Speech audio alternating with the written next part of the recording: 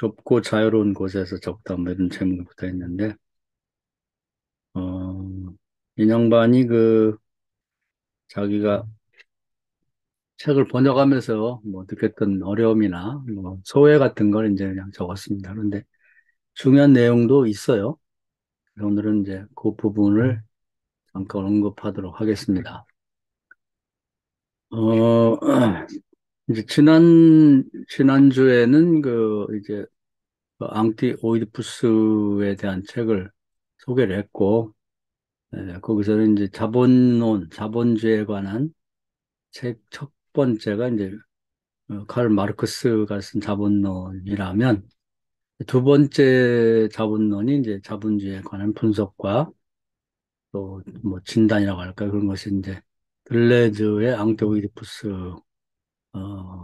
책이고 또 자본주의의 분열증 뭐 이런 식으로 이제 그걸 정의한 것입니다. 그리고 오늘은 천계구원이라고 하는 들레즈가 쓴 대표적인 책이 두 가지죠. 많이 썼지만 하나는 앙티 오이디푸스하고 하나는 천계의 구원입니다. 그래서 이제 천계의 구원에 관한 얘기를 하고 있습니다.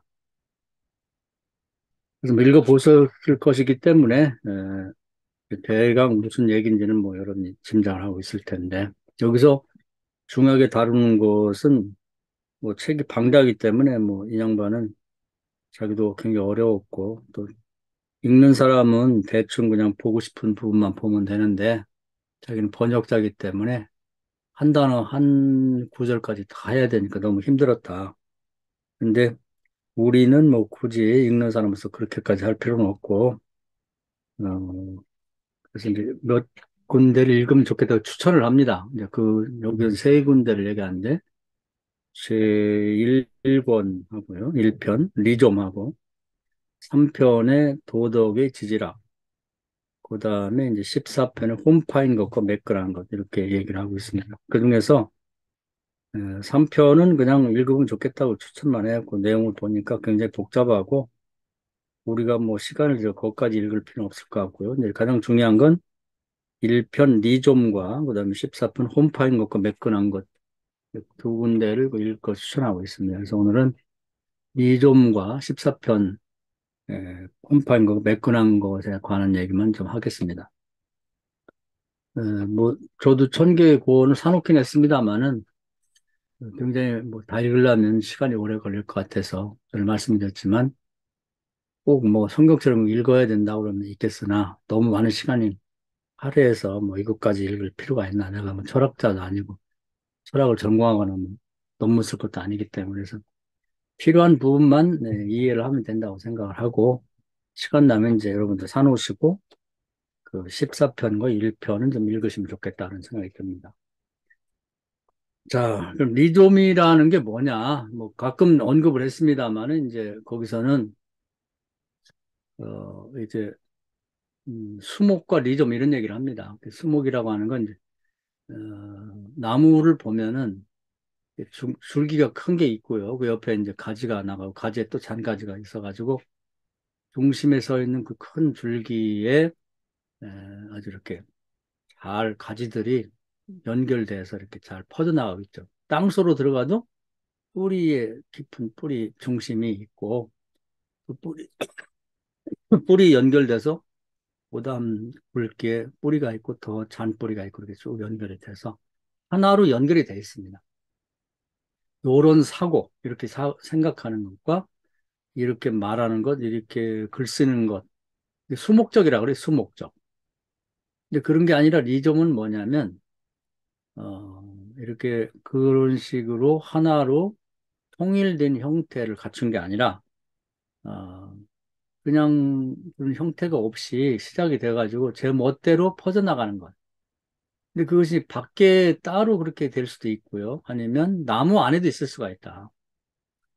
그래서, 어, 나무 바깥에도 이제 기생식물이라고 해서 나무에 붙어서 그 나무의 수액이나 양분을 빨아먹지만 나무 전체하고는 아무 관계가 없이 지멋대로 크는 뭐 겨우살이라든지 뭐 기타 등등의 많은 그런 식물들이 특히 고목나무나 큰 나무에는 붙어 살아요. 아예. 따로 삶을 차리고 사는 거죠.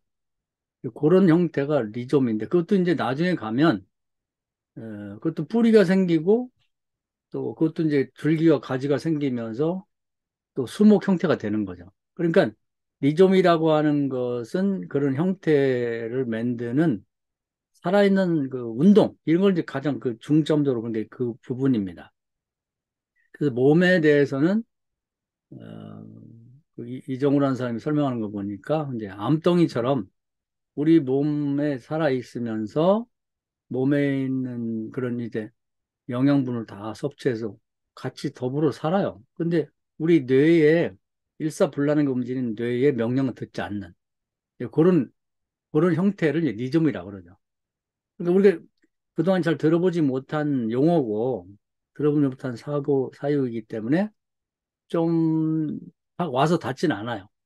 근데 이제 그런 식으로 사유를 하는 창조적인 사유라고 보면 되겠죠. 그래서 글쓰기도 그렇게 하면 좋겠다. 생각도 그렇게 하면 좋겠다. 그래서 글쓰기도 사실은 글쓰기를 염두에 두고 얘기를 한 건데요. 이제 우리는 늘 글쓰기 하면 어, 무슨 논문처럼 기승전결이 있어야 된다. 서론, 본론, 결론이 있어야 된다. 또 소설을 쓰더라도 뭐 발단이 있고 전개가 있고 그다음에 무슨 절정이 있고 그다음에 클라이막스가 있다. 이런 식으로 써야 된다. 그건 정형화된 게 있어요. 근데 이게 원래 이런 게 있던 게 아니고 그건 아리스토텔레스 때의 그 논리학을 정리하면서 그 양반이 그렇게 주장을 한 건데 그게 마치 정석이 된 것처럼 된 거예요. 그래서 학교 다닐 때 논문 쓸 때는 항상 서론, 본론, 결론 그리고 뭐 거기에 대한 근거 그래서 어느 책에서 뭐 이렇게 누가 이렇게 얘기해 그걸 갖다 붙이는 거지.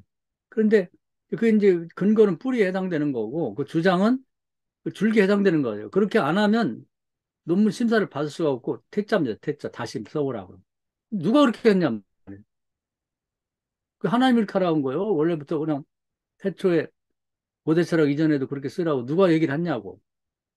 근데 사람들은 그렇게 하나 정해놓으면 그게 답인 줄 알고 그거 그렇게 쓰면 맞았다고 그러고 그렇게 안 쓰면 틀렸다고 하는데 누가 그렇게 했냐 이 말이에요. 그게. 그러기 때문에 이제 철학 사유도 마찬가지예요. 플라톤이 이렇게 얘기했기 때문에 이원론에서 입장에서 이렇게 해서 그 에피스테메라고 해요. 이런 근거에 의해서 이렇게 돼야 된다.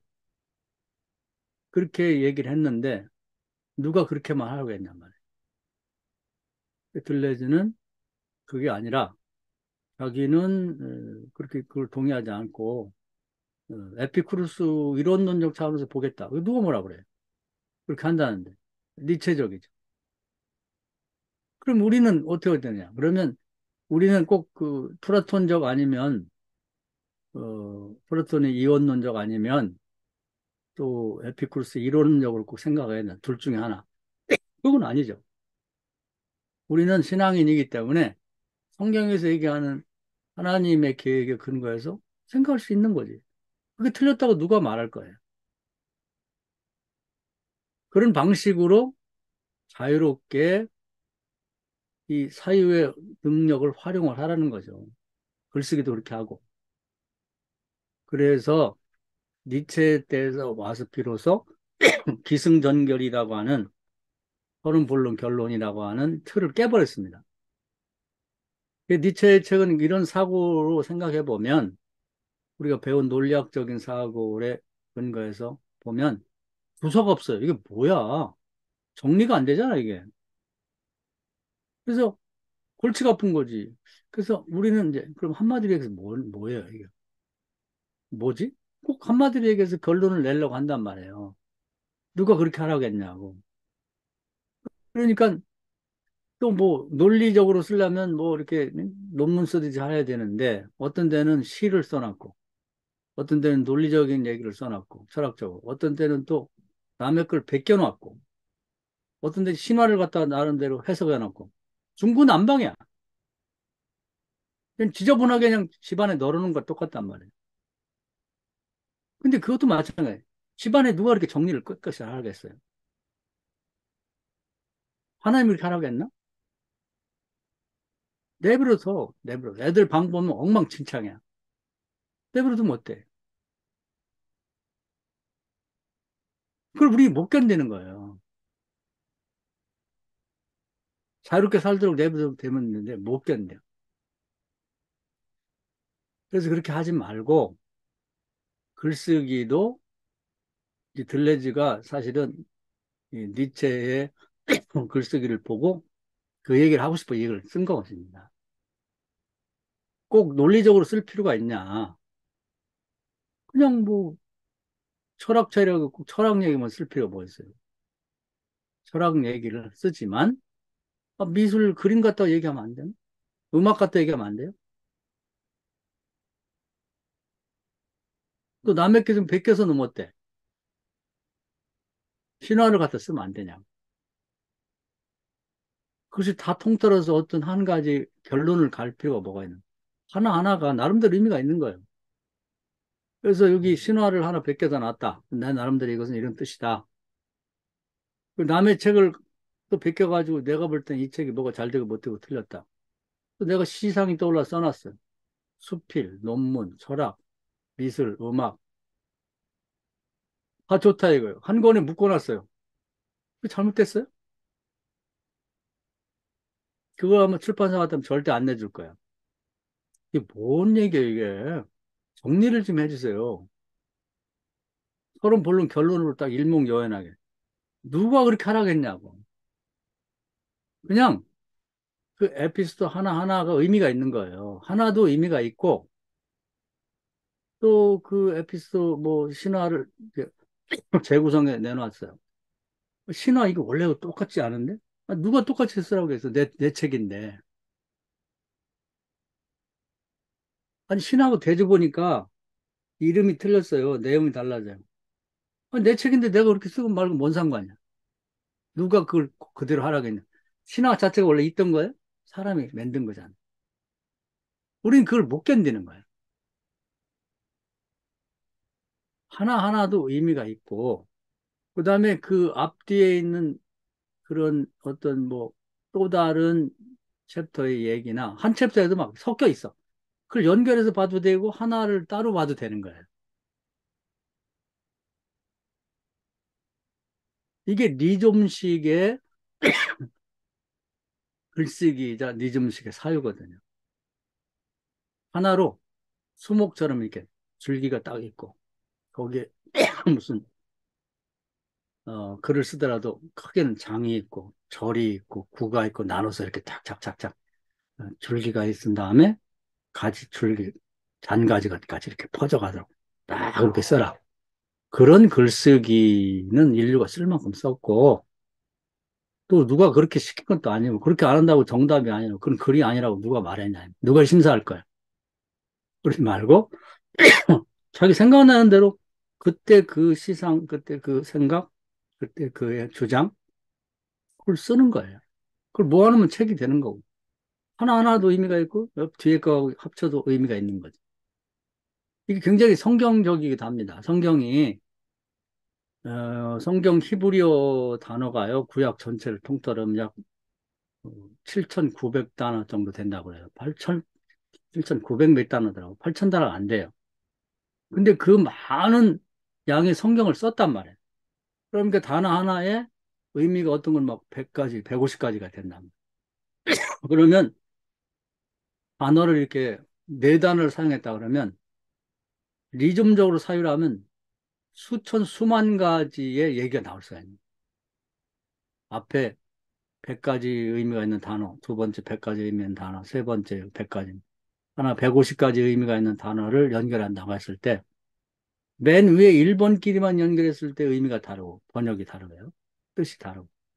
1번과 두 번째 단어 2번 의미하고, 세 번째 단어 네 번째 의미하고, 네 번째 단어 여섯 번째 의미하고 연결하면 전혀 다른 내용이 나오거든요. 그렇기 때문에 탈무드가 가능한 거예요. 이렇게 연결하면 이렇게 볼 수 있고 저렇게 하면 뭐 이렇게 볼 수가 있는데 거기에 의미가 있는 대로 연결하면 틀렸다 할 수 없는 거야. 그러니까 그 얼마나 많겠어요. 앞으로도 수천 년 동안을 얘기해도 다 얘기할 수 없는 거야. 그 따지고 보면 다 리dom적이라는 거지. 어떤 게 딱 정해져 갖고 가장 어리석은 게 뭐냐면 슐라이마적인 해석. 이건 모세의 의도가 이렇게 돼 있으니 이렇게 읽어라. 모세도 아닌데 모세도 잘 몰라요, 지가. 그런 무식한 방법. 그게 소위 말하는 아리스토텔레스적인 논리학이라고 하는 건데 그런 방식으로 읽는 것은 옳지 않다는 거예요. 그래서 우리의 그 글쓰기나 사유 방식이 그 네트워크, 네트 서로 옆에 앞에 뒤에 것과 연결이 되면서 전혀 다른 방식으로 이게 확장될 수가 있거든요. 끝도 없이 확장될 수 있는. 사람도 다 보면 이dom적이거든. A라는 아가씨가 있는데 그 아가씨가 또 A라는 남자하고 결혼해서 애를 낳았어요. 가정을 꾸렸다고. 그럼 낳을 수 있잖아. 그 남편이 죽든지 뭐 서로 마음에 안 이혼해갖고 딴 남자 만날 수 있잖아. 다섯 남자 만난다고 뭐 잘못된 거 없잖아요. 그럼 또 다른 전혀 다른 애기가 나올 수가 있는 거지. 꼭 이 사람이 이 남자가 만나서 이런 애기만 낳아야 된다는 법칙은 없는 거지. 이게 따지고 보면 이dom적이라는 거예요. 세상은. 사람도 그렇고 주변에 어떤 사람과 연결이 되느냐, 어떤 환경이 연결이 되느냐 다 다르다는 거예요. 이게 다 통하는 거예요. 우리 의식도 나를 둘러싸고 있는 무의식이 어디냐에 따라 어떠냐에 다르거든요. 예를 들어서 뭐 음악가의 집안에 태어나고 어릴 때부터 주변에 쓴 피아노 뭐 또 바이올린 뭐 악보 뭐 지휘 뭐 놀이 하는 것이 아빠 엄마 연주하는 데 가서 구경하는 그런 환경에 자라나면 자연스럽게 음악을 잘 알게 되고 음악가가 될 수가 있는 거죠. 그러니까 맹모삼천지유가 그런 거 아니에요? 환경이 뭐냐에 따라서 무의식이 뭐냐에 따라서 의식이 형성된다. 그런 것처럼 우리의 글쓰기도 마찬가지예요. 우리가 예수 안 믿을 때하고 예수 믿은 환경으로 들어와서 무의식이 나를 둘러싸고 있다. 그럼 그 의식이 달라지는 거지. 그래서 이 살아있는 사유, 살아있는 글쓰기를 해야지 옳다는 거예요. 그게 바르게 글쓰기고 바르게 사유하는 거다. 니dom적이라는 게 그런 뜻입니다. 그러니까 그동안에 알게 모르게 초등학교 가기 전부터 기승전결 매일 읽어봐 듣고 왔고 또 소설도 서른 본론 결론처럼 뭐 발단 전개 뭐 결정 뭐 마무리 음? 정말 이런 식으로 늘 있는 거 보다 보니까 그런 형식이 깨진 소설을 견딜 수가 없는 거예요. 뭐야 이게 소설이야 뭐야 이거 잡탕이네 이렇게 생각할 수 있다는 거예요. 그렇게 하지 말라는 거예요. 그러니까 요즘 사람들이 사유가 미좀적이라는 겁니다. 그러니까 그것을 누가 가르쳐 주지 않아도 뭐에서 큐티가 가능한 거예요. 어디 큐티가 있어 옛날에는 신부가 이렇게 해석을 하면 끝이지 거기다 대고 아니요 죽으려고? 지금은 같은 성경을 읽고 우리도 이제 뭐 지금 우리 메인 모임에서 안 합니다만은 지금 뭐 그 김수 목사님이나 조성 목사님이 하는 기초반에서는 지금도 리듬적으로 하잖아요. 이렇게 리더도 자기 생각을 갖고 와서 난 이렇게 봤다 하는 것도 있지만 온 사람들이 어떻게 읽었는지 한번 얘기해 보십시오. 그러면 같은 내용을 보고도 다 다르거든요. 오늘 이제 소설을 읽겠습니다만 그걸 읽고도 다 다르거든요. 나는 이렇게 읽었다. 근데 누가 답이라고 말할 수가 있어? 리점적이지. 그걸 우리가 인정하고 우리도 그렇게 생각해야 된다는 거예요. 예를 들어서 큐티하자고 해놓고 어떠 자유롭게 읽고 와서 난 이렇게 연애 왔습니다. 아유 잘 읽었네. 그런 뜻이 있었군요. 요즘 이렇게 하잖아요. 아, 그 틀렸다고 이렇게 말할 수 없는 거예요. 시대가 그렇게 됐기 때문에 자연스럽게 교회도 그런 문화가 들어와 있고 그런 방식이 들어와 있는 거죠. 그래서 이제 이런 리좀식의 시대가 됐기 때문에 우리도 책을 읽든 성경을 읽든 그런 방식으로 읽기도 하고 그런 방식으로 글을 쓰기도 하는 거죠. 그래서 우리가 이제 스토리 안에서 추구하는 것도 그겁니다. 전체 안에서 그 성경을 읽고 그 성경이 네트워크, 어떻게 네트워크가 형성되느냐. 그래서 구약과 신약과 또 아래 우리가 연결하고 그리고 또 이 시대가 우리가 자랄 때 뭐 30년 전하고 지금하고는 그 시대가 복음적 상황이 달라졌기 때문에 만나는 게 다르잖아요. 어떻게 세수를 세 부대에 담아내느냐. 세수를 세 부대에 담는다는 얘기 자체가 리듬적이란 말이에요. 딱 정해진 게 아니기 때문에. 그래서 자유롭게 사유하고, 자유롭게 설교하고, 자유롭게 글을 쓰라고 하는 것입니다. 리체적으로 써야 된다. 그것이 시대 자체가 그걸 요구하기 때문에 그러한 방식으로 우리가 살아가야 되고, 또 이제 이것이 요즘 시대의 사유의 방식이다. 글쓰기 방식이라면 이런 복음적 상황에 맞게 우리도 성경을 그렇게 읽고 자유롭게 신구약을 네트워크해서 연결하면서 이제 이렇게 설교를 하도록 노력을 해야 되고 그렇게 하는 것이 사람들이 잘 와 닿는다는 겁니다. 오늘도 제가 서두에 뭐 하나님에 대한 존재를 어떻게 이해할 것이며 느끼고 하나님과의 사랑의 관계를 어떻게 확신하며 나갈 수 있게 되는가 하는 얘기를 하면서도 한 본문만 얘기한 게 아니라 제가 뭐 여러 노아라든지 또 모세라든지 또 초대교회 사람들이라든지 이런 것들을 이제 연결해서 얘기한 것이 그것이 니동적이죠. 왜냐면 그런 설교는 없었거든요. 그럼 이건 목사님들이 한다면 또 다를 수가 있겠죠. 본인의 경험도 얘기할 수가 있겠고 제가 사용한 본문과 관계없이 다른 것도 사용할 수가 있겠죠. 또 교회사에서 나온 얘기들을 네트워크 시켜서 연결해서 말할 수도 있겠다. 그런 것들이 천편일률적이고 이 본문은 어느 주석에 어떤 유명한 목사가 이렇게 설교를 했기 때문에 이게 진짜고 요즘 목사들이 뭐 이걸 지멋대로 해석하는데 그건 다 잘못됐습니다. 이건 아니다 그 말이에요. 요즘에 이제 목사들 보니까 은연중에 남을 비난하고 이제 막 비판하면서 이제 상대적으로 자기가 의롭다는 얘기를 많이 해요. 요즘에 뭐 누구라고 말하고 싶지 않은데 그 목사가 가끔 곧 듣지는 않는데 이렇게 어, 유튜브 같은데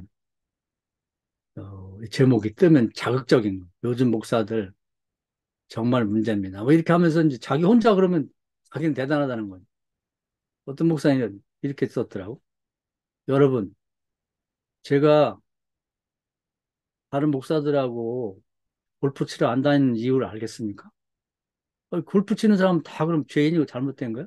자기는 골프 안 치기 때문에 대단하고 뭐 거룩하고 의로운가?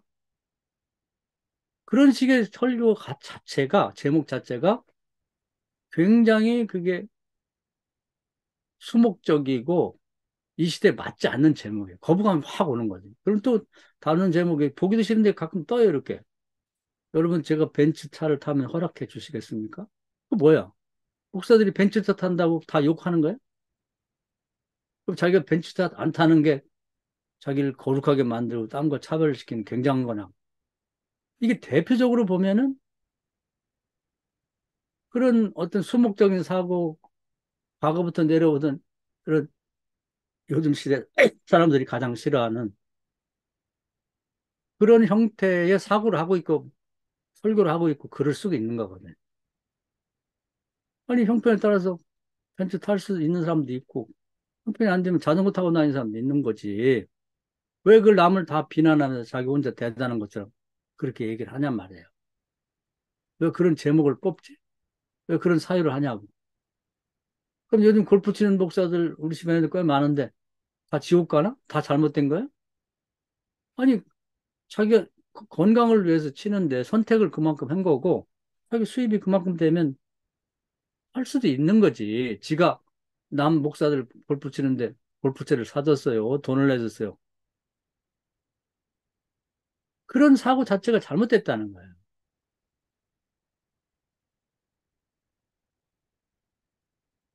그래서 이 천개의 고원이라고 하는 얘기는 과거에는 모든 글쓰기가요. 이제 천개가 아니라 하나의 산이야, 높은 산. 그래갖고 뭐 엄청난 뿌리, 증거들을 막 수도 없이 막 어떤 사람은 막 고대 철학부터 현대까지 뭐 그다음에 교회사 속에 나와 있는 뭐 그런 뭐 엄청난 과거의 뭐 학자들을 다 뒤져가지고 거기서 자기 필요한 걸 긁어내갖고, 그걸 기반 삼아서 단단하게 다져갖고, 넓게 잡아. 큰 자기 하고 막, 뭐몇 년도 과거에는 무슨 얘기가 있었고, 그때 그 사람도 내 주장과 비슷한 얘기를 했고, 그렇게 해갖고, 맨 마지막에 끝에는 결론이 그러기 때문에 난 이렇습니다. 하나의 산을 만드는 거예요. 그게 옛날에 글쓰기예요. 소설이든, 뭐, 논문이든, 무슨, 모든 책이 그런 식으로 됐단 말이에요. 근데 지금의 글쓰기, 니체의 글쓰기는 천 개의 고원이야. 큰 산도 있고, 작은 산도 있고, 그리고 언덕도 있고, 뭐, 그냥 이렇게 흙을 무대기로 싸는 것도 있고, 높은 산도 있고. 하나하나가 다 산이고, 그걸 들어가 보면 그 자체가 의미가 있어요. 실제로 가보면은 우리나라 산들이 높은 산도 있고 작은 산도 있잖아요. 엊그저께는 제가 그 인천 앞바다에 그 장봉두라는 섬을 갔다 왔어요. 갔는데, 거기가 이렇게 뭐 바위도 있고 이렇게 있는데, 그 해변 도로도 있고 이렇게 잘 만들었더라고. 작은 산인데도 그래도 힘들어. 거기도 저는 좀 다리가 좀 별로 안 좋아하고 거기도 올라가는데 내려오는데 힘들더라고. 깔딱고개 돼 있고. 그 나름대로 작아도 산이야. 꼭 설악산을 가고 한라산을 가야 되는 건 아니잖아요. 그 자체에서 가치가 있는 거야. 우리 뒤에 보면 높지 않아요. 850m. 남한산도 가보면은 아 좋아요. 봄에도 좋고 여름에도 좋고 가을에 단풍 들 때도 좋고 가치 의미가 있는 거예요. 꼭 산하면 설악산만 갔다 고 야, 그 남한산 산이야 그까지 가요. 그건 산이라고 말할 수도 없어. 누가 그렇게 해요? 그보다 훨씬 작은 우리 이 교회 있는 앞에는 영장산이라고 조그만 산이 있어요. 거기도 아주 좋아요. 뭐 산도 아니지 따지면 언덕이나 마찬가지인데도 그 나름대로 좋다니까. 비 올 때 거기 가면은 지금 이제 수비들 어우져가지고 전 눈물이 났어요. 지난번에 한번 갔는데 맹꽁이가 나와서 울더라고. 세상에. 제가 어릴 때는 산에 가면 막 그냥 나무가 하나도 없고 이 숲이 그 낙엽이 쌓일 새가 없었어요. 다 긁어다가 나무 때문에. 지금 나무가 이렇게 낙엽이 쌓이다 보니까 거기 어디서 숨어 있었는지 지렁이 큰 것이 길에 나와 있고 징그럽기도 하지만 감격스럽더라고. 하나님 감사하지. 우리나라가 이렇게 숲이 우거지고 숲이 살아있구나. 지렁이가 있다는 건 살아있다는 얘기거든요. 맹꽁이가 맹꽁맹꽁 우는데 아, 눈물이 울컥하더라고. 너무 감사해서. 야, 복 받은 나라. 조그만 산도 산이에요. 천 개의 고원이 아니라 사실은 만 개, 백만 개의 고원이지. 글쓰기가 그렇게 돼야 된다는 거예요. 그래서 처음에 뭐 여기는 뭐 몇 편으로 나눴지만 그렇게 편이 안 나눠도 니체의 글쓰기를 보면 두서가 없어. 시는 시 나름대로 의미가 있는 거고 소설은 소설 나름대로 단편소설입니다. 남의 걸 베껴놓은 것도 내가 볼 때 은혜가 됐기 때문에 내 시각에서 그 부분만 따서 갖다 놨기 때문이라. 천 개의 고원처럼 하나의 봉우리처럼 그 나름대로 가치가 있다. 글쓰기를 그렇게 하자는 거죠. 그래서 저도 이제 글을 좀 쓰고 싶은데 그런 방식으로 쓰고 싶어요. 그래서 뭐 서론, 본론, 결론 이렇게 한 체계 잡아갖고 조직신학 이런 식으로 해서 뭐 늘 나와 있죠. 신론, 기독론, 성령론, 교회론, 뭐 인간론, 뭐 죄론이니 뭐니. 그 론자 들어가는 순간부터 보기 싫어. 쓰기도 싫고. 그리고 제일 재미없는 게 조직신학인데 제가 생각을 해봤어요. 제가 만약에 이제 그 모든 뭐 메모다 글 쓴 것들은 보면 그때그때 하나님과 교감하면서 얻은 어떤 영감이 있기 때문에 그 영감이라고 하는 그것을 근거로 해서 이렇게 거기다가 뭔가 이렇게 어, 메모를 해서 만들어진 건데 이걸 논리적으로 다시 정리한다면 이 적절한 표현인지 모르겠는데 새를 잡아갖고 새장에 키우는 게 아니라 새를 죽여가지고 박제하는 거랑 똑같은 거예요. 논리적인 글쓰기라는 거. 생명력이 없어요. 생명력이. 어떻게 생명이 살아있는 그것. 리좀이라는 거거든요.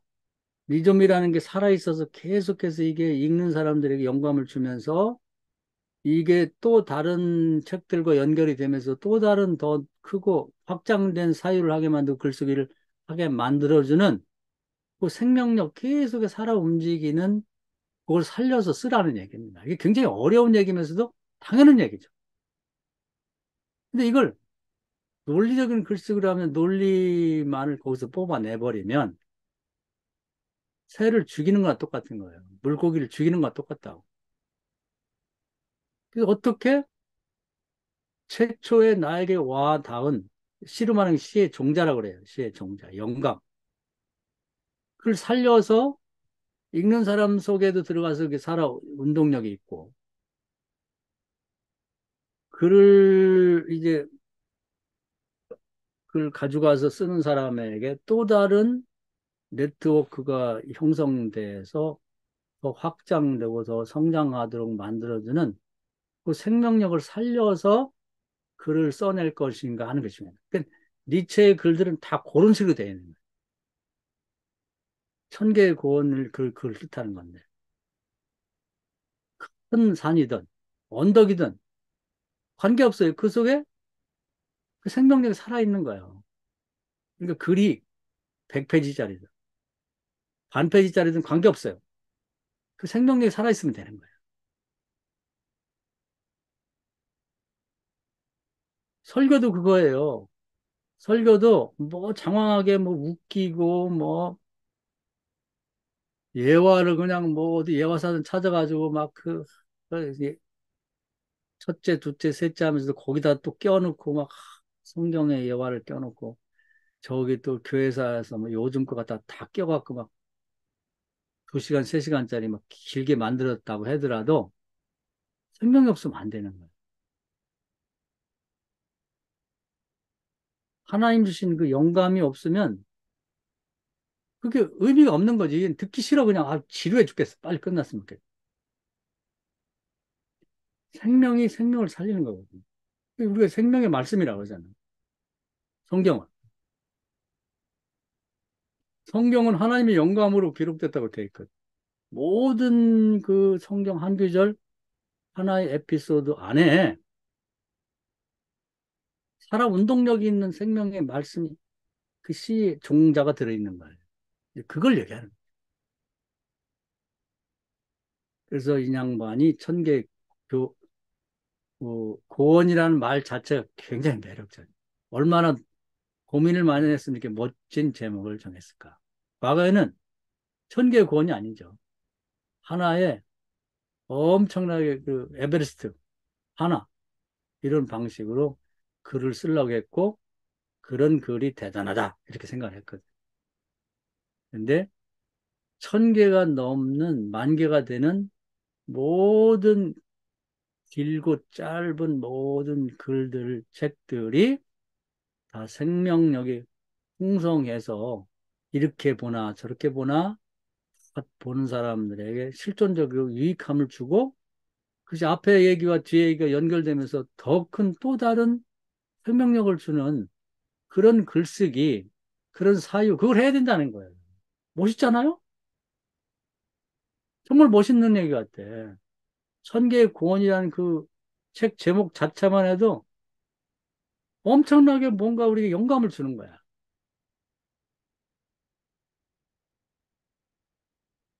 성경 자체가요, 1,000개의 구원이 아니라 수만 개의 구원이나 똑같은 거예요. 어딜 읽어도 은혜가 돼. 그리고 앞 문단과 뒷문단 연결하면 또 다른 은혜가 더 확장돼. 창세기와 또 출애굽기를 연결하면 또 더 큰 은혜가 되고, 빼도 은혜가 되고, 보태도 은혜가 되고, 리좀이잖아요, 리좀. 꼭 이렇게만 봐야 된다고 하는, 아직도 그런 생각을 갖고 있는 사람이 있어. 그런 사람들이, 아까 얘기한 그 좀 잘났다는 사람들이, 요즘 목사들이 설교가 엉망이라고. 지만 잘했다, 이 말이지. 지가 그렇게 자기 것만 옳다고 하는 게 누가 인정을 해준 거예요? 하나님이 그렇게 하라고 했어요? 누가 한 거예요? 사회 자체가 옛날 구닥다리,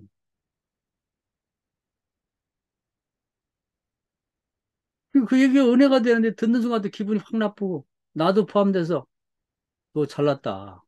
그럼 나를 포함해서 모든 사람 다 틀렸고 너만 잘났네. 네가 생각하는 것만 오라. 나머지 다 틀렸고. 일단 저부터도 거부감이 생기잖아. 틀린 거예요. 그리고 자기 교인들은 좋아할지 모르지. 우리 목사 대단하다고. 자기 교인들에게 우리 목사만 대단하다고 하는 의식 자체를 심어주는 것도 죄입니다. 그럼 뭐 나머지 다 틀렸다는 얘기 아니야. 그런 교인들이 다니면서 목사님들이 뭐, 어디다 대고 당신 목사, 우리 담임 목사님하고 비교해. 이거들은 100명 모아도 우리 담임 목사님만 못해. 이런 의식을 키워준단 말이에요. 그건 지옥에나 갈 일이에요. 그건 교만하게 짝이 없는 거. 왜 그런 걸 키워주려고 그러지? 지네 교회 다 오라고? 이건 아닌 것 같아요. 천계 고원이라는 말 자체가 그런 의미를 갖고 있는 거예요. 모든 고원이, 모든 글이, 모든 설교 한 편이 다 생명력이 들어있기 때문에 가치가 있어요. 언덕도 의미가 있어요. 올라가 보면 너무 좋아. 높은 산도 설악산 같은 데 가면 너무 좋잖아요. 지리산 같은 데 올라가 보면 뭐 환상적이지. 어떤 산은 쓸모가 없고 어떤 산은 아프고 좁고 말할 수가 없다고 말이에요. 니체의 글쓰기. 니체가 얼마나 큰 영향을 줬는지 몰라요. 사유하고 말하고 글쓰기에. 리좀은 이제 그 얘기를 하려고 하는 건데, 이게 이제 설명을 듣고 보면 쉬운데, 이제 이걸 글로만 설명하려다 보니까 힘든 거죠. 리좀이라는 말 자체가 없던 얘기를 끌어와 쓰기 때문에. 에, 그래서 철학은 단어의 창조다. 이런 말도 하고 하는 것이죠. 그 다음에 이제 그 정도 말씀드리고, 이제 14편, 홈파인데 말고 이제 평평한데, 그래서 이제 물을 쏟는 얘기를 해요. 이제 물을 위해서 이제 이렇게 바가지를 퍼서 쏟는다 그럴 때, 홈파인드에 쏟게 되면 홈파인드로 쫙 들어간단 말이에요. 근데 이제 평평한 유리판, 아주 평평한데 이렇게 쏟으면 이게 쫙 퍼지는데 어떻게 퍼질지 형태를 몰라. 그래서 뭐 넓게 쭉 퍼져가는 거죠. 물이 쭉 이제 그 수평을 이루기 위해서 퍼져가는데 다양한 형태로 퍼져간다. 그러니까 우리가 사유를 할 때도 그렇고 글을 쓸 때도 그렇고 이런 방식으로 우리가 이제 생각하고 어, 쏟아야 된다. 특정한 사람들만을 목적으로 논다든지 어떤 특정한 어떤 목적을 가지고 하지 말고 모든 사람들에게 공평하게 와 닿도록 그런 방식으로 글도 쓰고 말도 하고 그렇게 해야 된다는 거죠. 그리고 삶의 방식도 그렇게 택하고. 저는 이제 이걸 설명하기 위해서 저도 생각을 해봤어요. 근데 이게 이제 어떤 광야에, 예, 구약으로 말하면 이제 출애굽기 광야, 이건 신약에 오면 광야 교회 시대인데, 거기는 길이 없거든요. 정해진 길이 없다고. 원래는 이제, 그 기록에 보면은, 이 출애굽에서 갈 때에 블레셋 사람들이 사는 그런 이제 지중해 쪽으로 이렇게 길이 사람이 사니까, 그걸로 가면 빠르다고 그래요. 빨리는 뭐 일주일 만에 갈 수가 있고, 그렇게 빠르다고 하는데, 그걸 갈 때 이제 그 사람들이 좋아라 하지 않잖아. 응? 예를 들면 우리나라를 지나서 뭐 중국에 가겠다고 일본 사람들이 우리나라 통과하자고 좋아하겠어요? 그런 식으로 좋아하지 않고 또 하나의 목적이 그렇게 하면 이제 사람이 정해놓은 길로만 쭉 따라가기 때문에 그게 아니라 광야를 보내가지고 거기는 방향도 모르겠고 길도 모르겠고 뭐 도대체 모르는 곳에서 이제 믿음을 경험하게 만들려고 이제 그걸 데려갔는데 거기서는 이제 뭐 각자 이 철학적으로 말하면 창조적으로 길이 없으니까 서로 상의해가지고 뭐 이리 가자면 이리 가보기도 하고 안 되면 다시 돌아가서 또 가기도 하고 이렇게 철학적으로 말하면 살 수 있는 그런 방식으로 자기도 살아가고 사람들하고 살도록 가르쳐야 된다. 뭐 그런 얘기예요. 그러니까 이제 이게 잘 될 수도 있고 잘못될 수도 있지. 그러나 그것은 생각하지 말고 좀 창의적으로 자기가 살고 싶은 방식대로 살아라. 그런 얘기예요. 삶도 마찬가지고. 근데 요즘도 보면은 이제 아이들이 뭐 의사가 이제 앞으로 너무 많아고 걱정이라 하는데 의대를 가려고 그래요. 그래서 서울대니 뭐 연고대 갔던 애들도 그냥 자퇴를 하고 다시 재수해서 삼수해서 다 의대를 가려고 하더라고. 지금 문과, 의과 문과, 이과 필요 없이 의대냐, 의대 아니냐로만 나눈다는 거예요. 그 정도로 심각할 정도로 지금 의대 애들이 몰리고 있단 말이에요. 근데 그런 방식으로 이제 지금 그 직업이 안정되고 남들이 알아주니까 그런 방식으로만 이제 이렇게 새겨져 있는 홈이 나 있는 길로만 가면 안전하다. 모두가 여기 머리 전 애들은 다 거기에 맞춰져 있는 거예요. 그렇게 사는 것이 홈페인 길로 가려고 하는 거고 또 그 길의 목적은 뭐냐면 돈 버는 거예요. 그래서 그 기본적인 돈이 되기 때문에 그걸로 가게 되는 이런 방식대로 살지 말고 광야 같은 삶으로 가라. 그래서 이제 어떻게 가야 될지 모르는 게 딱 떨어져 가지고 남이 가지 않은 길을 가보라는 거예요. 유대인들이 성공하는 비결 중에는 그게 있다고 그래요. 제너럴하게 모든 사람들이 다 가고자 하는 길로 가지 말고 스페셜한 너만이 가진 달란트가 있는 길을 가라. 그런 게 그것이 블루오션이에요. 레드오션은 남들이 다 가는 의대 같은 데가 피 튀기면 싸워가지고 의대도 서울대나 연고대에 나와야지 알아줘요. 우리도 저도 그런 경향 없지 않아 있는데 우리 동네 일단 피부과를 가든지 어디를 가도 반드시 미리 찾아보기 어디 출신인가 보고 갑니다. 어느 의대 출신인지. 기왕이면 서울대나 연고대 나온 의사한테 가는 거예요. 가고 싶어. 뭔가 왠지 신뢰가 가. 거기 나오면 좀 실력이 더 있지 않을까? 그러니까 그 머리 좋은 애가 딴 데 가면 뭐 우수한 인재가 될 텐데 의대를 나와도 저 지방대 의대를 나오면 환자들이 가기를 꺼려 한단 말이에요. 그렇게 하지 말고 자기 달란트에 따라서 유니크한 스페셜한 걸 찾아서 가라는 거예요. 그러니까 유대인들이 어릴 때 그걸 엄마들이 항상 그렇게 얘기한대요. 그래서 남이 안 가는 길을 가서 열심히 하다 보니까 노벨상도 많이 받는 거예요. 그래서 그런 방식의 삶을 사는데 세상 사람들은 이제 그렇게 부모하고 상의하고 뭐 자기들끼리 상의하죠. 우리는 광야에 딱 떨어진 상태로 살면서 하나님한테 이제 기도하면서 갈 길을 물어보며 가는 거죠. 불기둥이 움직이는 걸 바라보면서 그걸 따라서 가는 삶.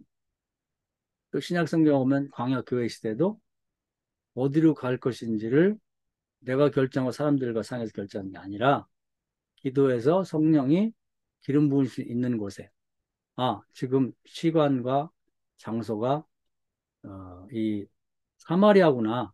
그럼 사마리아로 가자. 그 다음에 기도했더니 시몬 베드로 같은 경우는 어디로 갈지 고민했는데 자기는 유대인에 사던 게 유대인 집만 가려고 했는데 가이사라의 고넬료의 집에 성령의 기름 부으심이 있고 성령이 찾아왔고 천사를 보내서 데려갔다. 그걸로 가자. 그런 방식으로 하나님의 도움을 받아서 이 광야 같은 세상을 그런 방식으로 찾아가는 것이 우리 신앙의 방법이다. 근데 우리 기독교적인 입장에서 그런 얘기.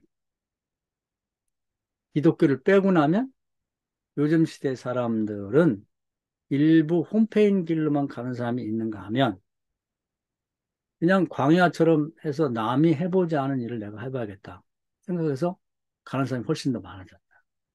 옷 입는 것도 마찬가지고 머리 하는 것도 마찬가지고 바뀌었잖아요. 요즘들 보면 머리도 남자들 희한하게 깎은 사람이 많더라고. 우리는 죽었다 했는데 그렇게 못해. 여기만 싹 뒤를 뒤에 완전히 대머리처럼 깎고 요 위에만 이렇게 묶어가지고 거기다 또 뭘 감았어. 그래서 그걸 갖고 다녀. 또 물까지 들여갖고.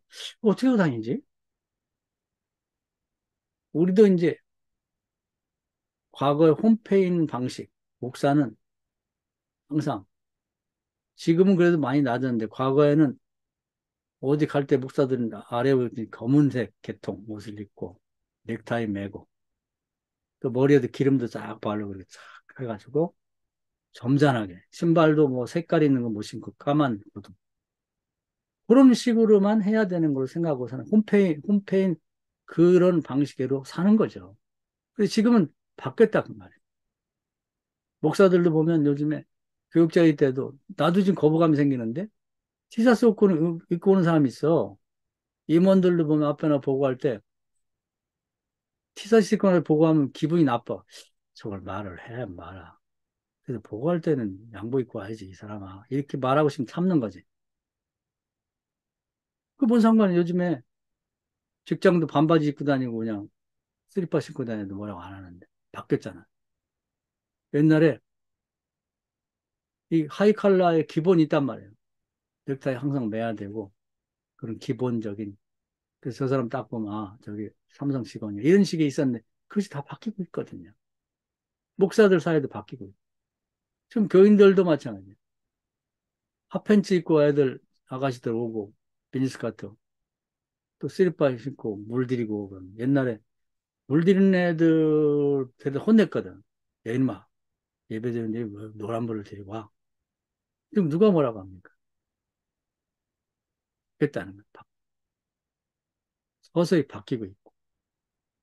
그래서 지금은 예, 판판한 곳에 물을 붓듯이 그렇게 설교도 해서 붓고 모든 사람들이 다 들을 수 있도록 또 글도 써서 쏟아 부어놓고 어떻게 흘러가든지 그건 각자가 알아서 할 문제고 내가 소설도 제가 말씀드리잖아요. 우리나라 이제 나이 먹은 사람들 소설 쓰면 맨 마지막에 요거 이렇게 읽어야 됩니다. 그리고 이제 그걸 다 높아심에서 하는데 그렇게 하면 안 되는 거예요. 이렇게 읽든 저렇게 읽든 그냥 써서 던져놓으면 되는 거지. 알아서 읽게. 그런 방식을 하라는 거예요. 홀스리 같은 사람이 훌륭한 작품을 썼지만 항상 교훈적이야. 심지어는 그 전에 무슨 잘 생각 안 나는데 서론에다가 요건 요런 뜻이니까 요렇게 읽으세요? 그게 뭐야? 그렇게 하면 안 된다는 거예요. 요즘 사람들에게는. 그래서 글을 써서 내놓을 때도 쓸 때도 천개의 고원식으로 쓰고 글을 써서 내놓을 때도 그 모든 사람들에게 그냥 평범한 곳에 이렇게 물을 쏟아 붓듯이 쏟아 부어서 그게 어디로 흘러가든지 어떻게 흘러가든지 그것은 내가 상관할 바가 아니고 각자 알아서 하게. 그래서 롤랑 바르트처럼 글을 쓰는 것은 저자지만 해석하고 읽고 글을 완성하는 것은 독자입니다. 그거 얘기를 한 거예요. 그 얘기예요. 내가 노파심 있어갖고 설교하면서도 요 설교는 꼭 이렇게 들으셔야 돼요. 그거 아니다는 거예요. 어떻게 듣는 건 각자 알아서 들을 문제예요. 아니, 너는 그 얘기를 그렇게 들었냐? 자유예요. 본인이 그렇게 들었다는데 어떡할 거야? 그래서 이건 이제 그, 에, 두 가지가 서로 맞물려 있는 거예요. 글을 쓸 때도 천개의 고원식으로 쓰고, 글을 읽는 사람들을 대상으로 생각할 때도 그게 어떤 골패에서, 아, 요것은 환자들이 읽어야 돼. 요것은 지금 부자들이 읽어야 돼.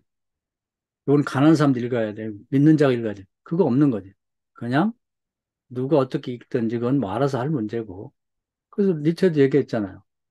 뭐, 아니, 이 책이 한마디로 해서, 그래, 어떻게 읽어야 돼? 니체 얘기는 뭐, 아마, 뭐라고 할까? 영거폐기라고 할까? 니체 얘기는, 아니, 내가 언제 영거폐기라고 했어? 아니, 제가 볼 때는 영거폐기가, 그럼 너는 그렇게 믿어. 그거거든. 그러니까 이제 옛날 사고를 하는 사람 입장에는 답답한 거지. 아니, 그래서 한마디로 니체 얘기가 뭐예요? 뭔 얘기 하려고 하는 거지? 네가 읽은데, 네가 읽고 생각하는데 그거야. 그 가로지기라 가로질르기. 옛날에는 서론, 본론, 결론 이렇게 읽어 나가갖고 그렇게 돼서 끝에 가면 결론이 뭐 그래 주로 앞에 있든지 뒤에 있다. 누가 그랬어요? 가로지르기 뭐냐면 듬성듬성 읽어도 돼. 1장, 5장, 15장 읽고 나서 내가 볼 때는 니체가 이런 생각을 하는 것 같은데. 아, 그래, 맞아. 그렇게 할 수도 있지.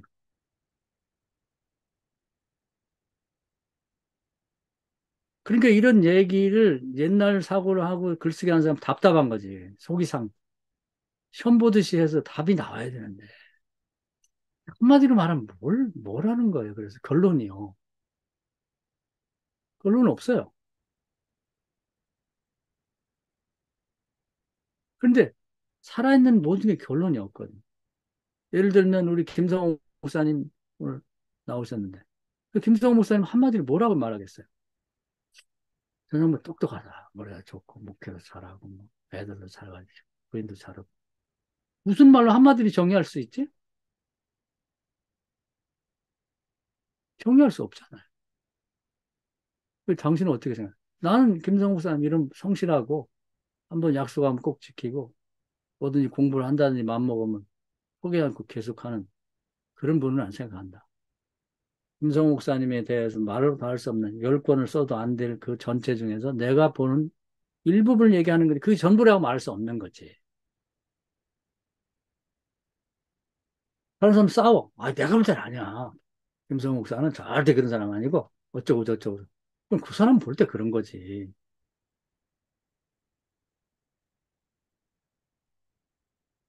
그래서 이 천계의 구원과 14장의 그 평평한 데 물을 부으라는 얘기가 그런 뜻입니다. 우리는 자꾸 그 고를 판 데다가 물을 부으려고 한단 말이에요. 그래서 이 책은 꼭 이런 사람이 읽었으면 좋겠다. 이 설교는 뭐 이런 사람들. 그 설교 들을 때도 목사가 의도를 갖고 그 친다고 그러죠. 요즘에 장로들이 말 안 들어. 그러면 이제 그걸 의도를 갖고 이제 장로 들으라고 교인들도 장로 약간 까는 걸 알아듣고 이제 장로보다 목사 나를 더 신뢰하라고 까는 설교하는 사람들이 있어요. 모르겠어. 그런 이 사람 있는지는. 홈파인더가 부른 거잖아. 전체 교인에게 말씀 선포하는 게 아니고 그거 안 된다 이 말이에요. 그러면 그걸 알아들어요 또. 저 목사가 나를 까는구나. 바보가 아닌다면 알아듣는다니까. 그럼 그때부터 시험 드는 거야. 목사 쫓아내버려야지 저 인간.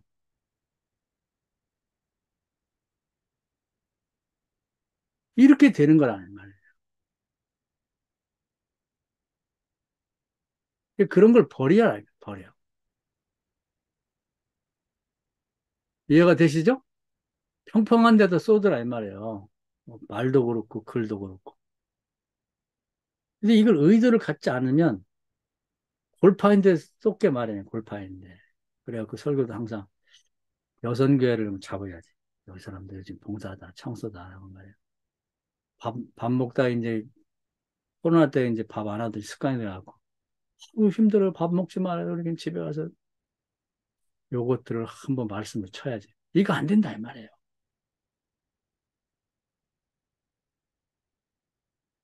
그래서 이 얘기는 현재 우리가 살아가는 사람들에 대한 그 복음적 상황을 너무나 잘 보여주고 있기 때문에 우리는 신앙인으로서 이제 뭐 우리가 철학만을 위한 철학을 하는 게 아니니까 이런 시대 복음적 상황에 어떻게 대응해 나갈 것인가.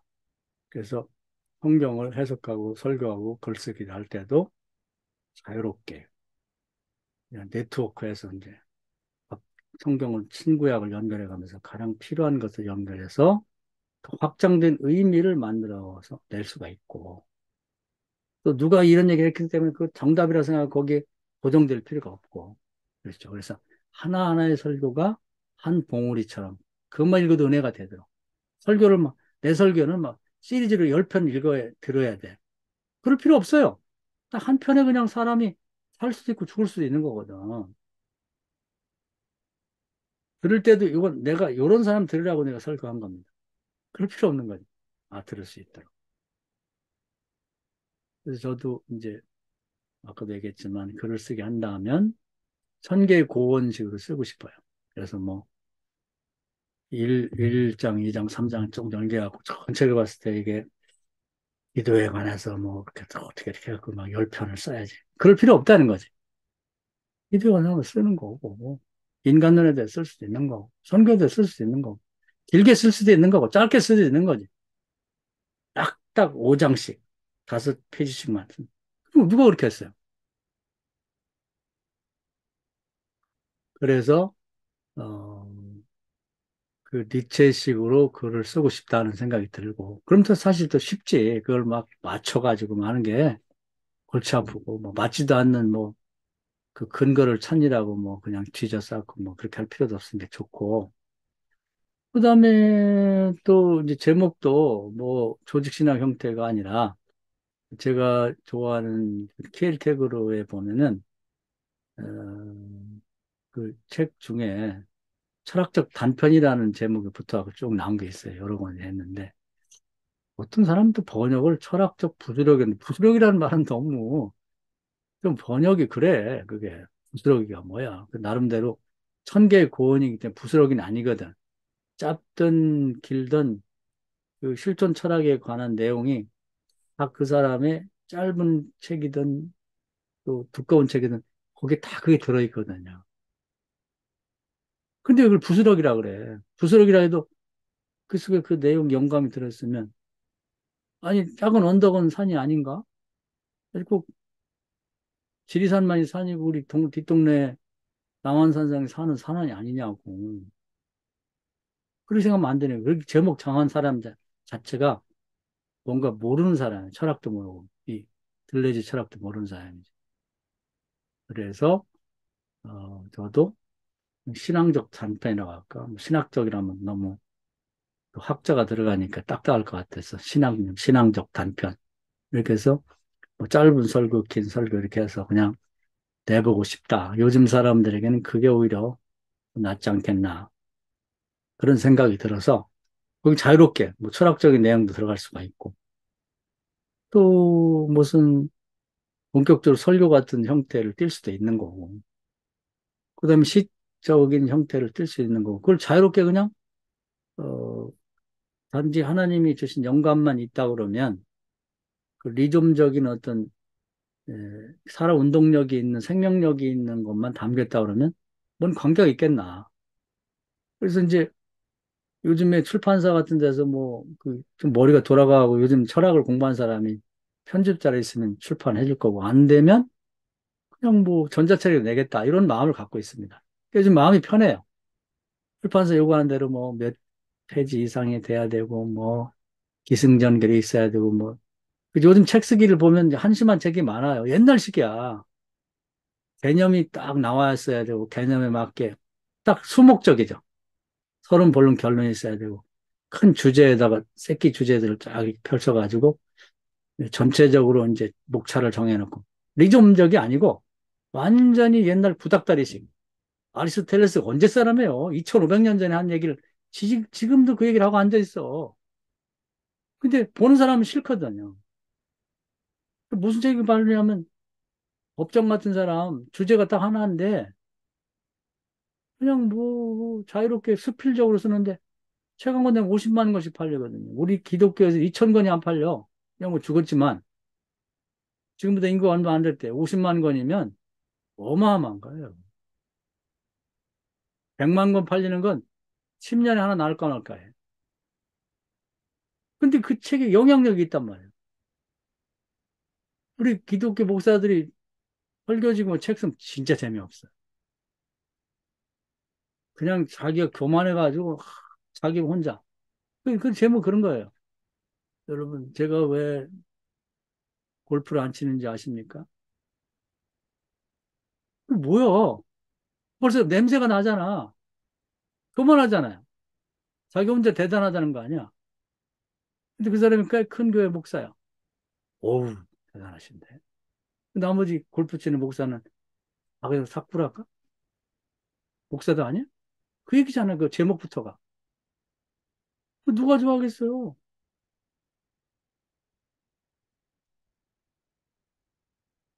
그래서 이 천개의 고언이라고 하는 책은 읽어보지 않아도 제목만 알아도 돼요. 그 어렵고 복잡한 걸 막 다 읽어갖고 할 필요 없는 거고, 산이라는 건 아무 산에도 이제 올라가면 돼. 그래서 이 양반이 그거예요. 딴 거 못 읽으면은 니좀이라고 하는 1편, 그것도 산이거든. 그거 열심히 읽어요, 그거. 오늘 다 얘기했어요, 제가. 아니, 산을 뭐, 대한민국에 있는 모든 산을 다 올라갈 필요는 없지. 뭐, 100대 명산에서 가는 사람도 있는데, 그건 자유고, 그것도. 아니, 건강을 해서 뭐 일주일에 한 두 번씩, 저 같은 경우는 뒷동산, 남한성에도 올라갔다 오면 되는 거지. 야, 그건 말도 안 돼. 그런 건 등산도 아니고. 왜 그런 시대에, 누가 뭐라고 할 거야? 천 개의 구원 책 중에 리존만 일주일에 한 번씩 읽어갖고 그냥 통달했다. 야, 그게 독서를 했겠다, 그래. 아, 누가 그렇게 얘기했어요. 우린 너무 눈치를 보고 남 얘기를 듣고 그냥 그걸 하려고 하지 말란 말이야. 그래서 이 두 챕터, 14편하고 1편만 읽어도 된다는 게 김재인 씨의 권면이기도 합니다. 그래서 이것만 읽어도 충분하다.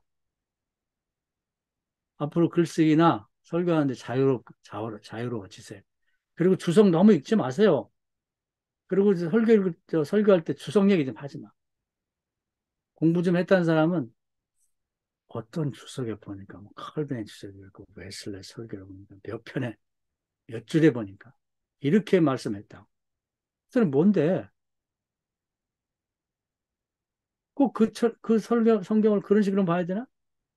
300년 전에 있던 사람 얘기를 지금 시대가 10년이면 강산이 변하는데 몇 번이 변했는데 그거 인제 얘기하면 어떡하냐. 쌍둥이도 세대 차이가 느낀다는데. 말이 안 되는 얘기죠. 언제적 얘기인데 루터의 로마서 주석 서문을 얘기하고 웨슬레 표준 선교를 얘기하냐 이 말이에요. 그건 아니잖아. 그건 아니라고. 70년대 우리나라가 세계 꼴찌의 나라였었는데 지금 세계에서 6대 강대국이 됐는데 다르잖아요. 사람이 달라졌는데 이좀 영감만 있다 그러면 자유롭게 설교를 하시라고 두려워하지 말고 요즘 시대 사람들 그걸 원하는 거예요. 그 다음에 모든 사람이 다 똑같다고 생각하고 거기다 선포를 하라고.